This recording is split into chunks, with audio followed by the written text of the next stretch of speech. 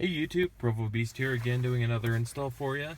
Today we're doing a 2007 Scion TC.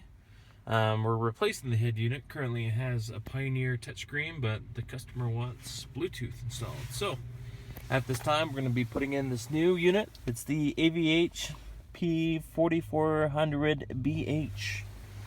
That's going to go into that location. Now this install also applies to, in the circumstance, to replace the factory radio versus an aftermarket one. Similar setup. I'll show you the wiring. We're going to put in a Bluetooth mic that came with this new Pioneer, and we'll also go in depth with the Pioneer parking brake bypass. Will also be included in this video. So the first thing you want to do is we need to pop this piece out just so we can get to the screws down below. So this whole fascia comes off, the bezel comes off as one piece. So I'm going to go ahead and pop these off. Now you can really just get your hands behind them. As you can see, get that started here. Now that just pops right off. Typically there's a trim piece that comes off. It unlatches on one side and kind of comes up and over. This vehicle doesn't have it at this time. Now you'll notice you can only get so far before it gets tight, but you should be able to actually slide that right off from there.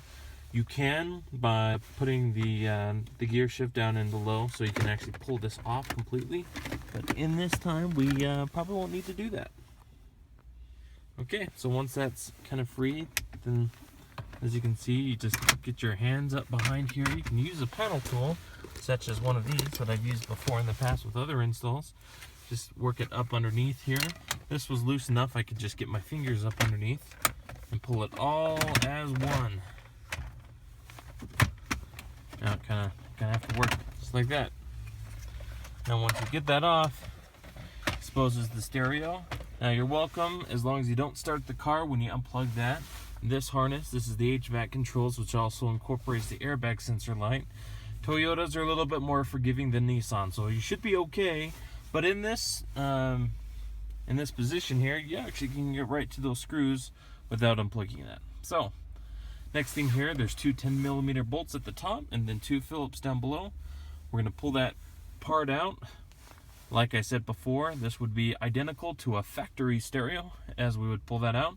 And then we'll go into some wiring. Okay, so I pulled the two bolts out. Now with those nuts on those, sorry, they're nuts on the bolts, I used a deep socket 10mm. And then two Phillips down below. And this should just work its way out here.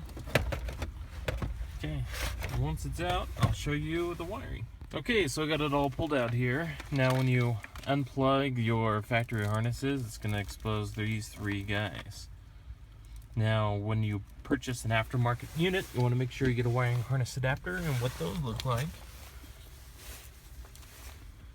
Basically these. Now I have videos on how to wire a proper unit, and that happens to be a Toyota one.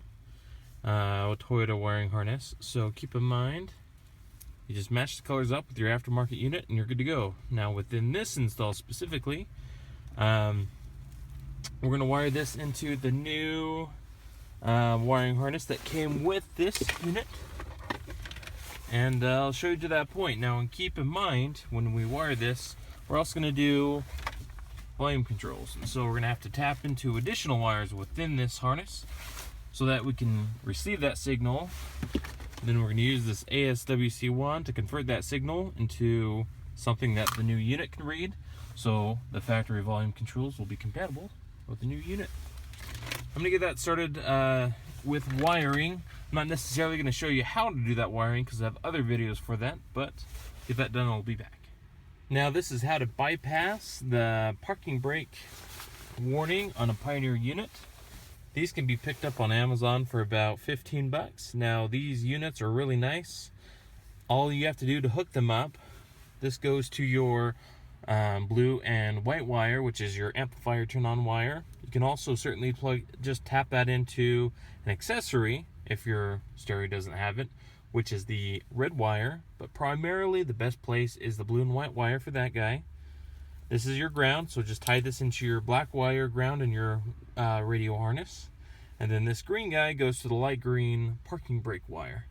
Now what this does, it provides a double pulse ground to your unit. Nowadays Pioneer's gotten smart. You can't just ground it like a Ken would. You have to use a double pulse. In other words, the brake has to be on, off, and then on again in that double pulse negative in order for the unit to allow you to watch video. This provides that exact process automatically for you. Some people put in switches to manually do that double negative pulse, but this for 15 bucks, it's a great deal. Pick this up on Amazon. They're about $15 and takes all the issues away. Now we'll go ahead and get this wired into the new harness, and I'm also going to start putting this in. I have other videos on a ASWC one, but I'll kind of basically walk you through this one and we'll get this all programmed.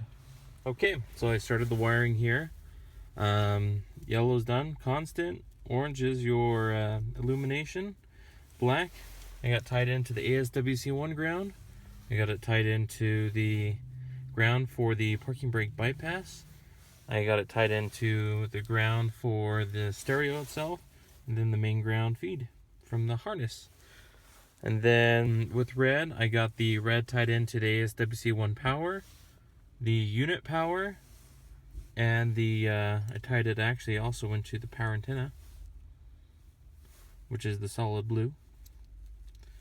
And then the blue with a white stripe, I have it tied into the parking brake bypass as required, and my amplifier turn on, which will head to my subs. And then this light green is from the parking brake bypass. You follow that green up there, and that goes straight to the unit. So that's how this hooks up. And also I have the ASWC1 wired in for power and ground. I'll need to locate separately within the harness here for the specific wire feed from the steering wheel controls, but that'll come a little bit later here. And then I got my speaker wire all hooked up. I actually have an amp on the front two speakers, so in this circumstance I didn't use the front speaker outputs from the unit. I'm only using the rear speaker outputs from the unit to power the back speakers, because the front speakers are powered by the amp. So these wires are the speaker outputs from the amp that come all the way up from the back of the car, and I just tied that into the harness, which goes to the doors. If you have questions about how I actually hook that up, I can respond to you in a comment. Other than that, I'm going to get this cleaned up with zip ties, and then it's about ready to go back in the car. Okay, so I plugged in that harness, cleaned up the wires with some zip ties, got the ASWC1 in. Basically, once it's with the Scion, they're automatic programming, so you connect the brown and orange wire to the pink wire on the car, and the black and green wire you connect to the green wire on the small harness back here. See if I can pull it out. As you can see, I just clipped those. This is the small harness that wasn't used. The orange wire you just ground. The pink wire goes to the green and orange wire on the ASWC1, and this green wire goes into the black and green wire on the ASWC1. You get those all connected, plug this in. It'll go through a series of flashes. Once that's all done, you actually don't have to hit volume up or volume down on this system specifically, and it gets it all programmed. I got this in. This came with a backup camera. To install a backup camera, I have that on a different video. Basically, I'm reinstalling everything in reverse order as my pulling apart, and that's about it. Okay, got this all back together, screws back in. This unfortunately won't shutter open just because how far this unit specifically sticks out, but that's okay. Run my aux and USB, just made a little hole up underneath and ran them through because he's plugging the back of the unit. Good to go. No, just one last thing. I did put it in the Bluetooth mic, and then just ran the cord, tucked it in the seal all the way down, and then I'm going to tuck the rest back up behind there. If you have any questions, be sure to like, subscribe, and comment. Thanks for watching.